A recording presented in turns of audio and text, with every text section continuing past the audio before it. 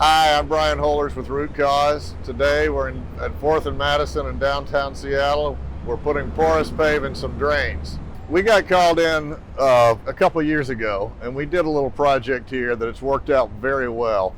Customer has storm drains all around the building. It's a large plaza with impermeable surfaces. They have drains that catch the water runoff when it rains. This is a massive impermeable surface. All the rainwater falls on it. Eventually it runs downhill into the nearest drain. The problem is the drains have a 6-inch wide brass cover that's in 2-foot sections bolted together. Over time, some of the bolts get damaged or get lost, or people just take them out. The pieces of brass were disappearing. So you had this open hole, or sometimes they would actually be broken out by vandals, and as a result, it damaged the surrounding concrete. So we came in here a couple of years ago, and we put this is about a 125-foot curtain drain.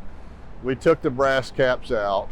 We put in, I want to say, several inches of round drain rock that won't compact, and we put our material, this rubberized porous pave, on the surface, and it's been catching the rainwater and directing it into the drains ever since.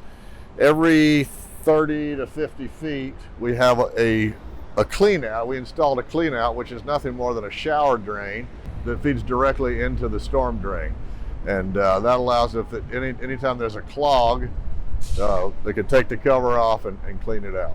Because we're working downtown, parking is an issue. In this case, this did not take a lot of material, and so it wasn't really a big deal that we had to park probably 100 yards away. Create the material in the mixer, mix the rubber, rock, and glue, dump it into the wheelbarrow, and then wheelbarrow it down to each site and install it there.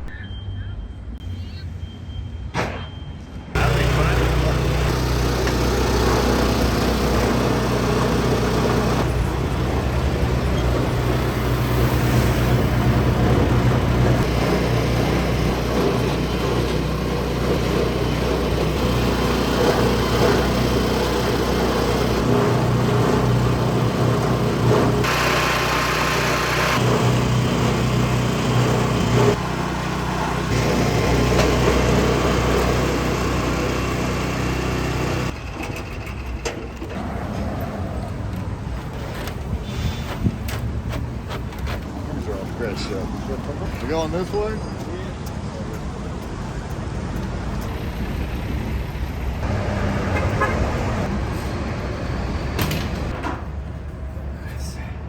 You pop the drain in first? Yeah. And then lay it over it?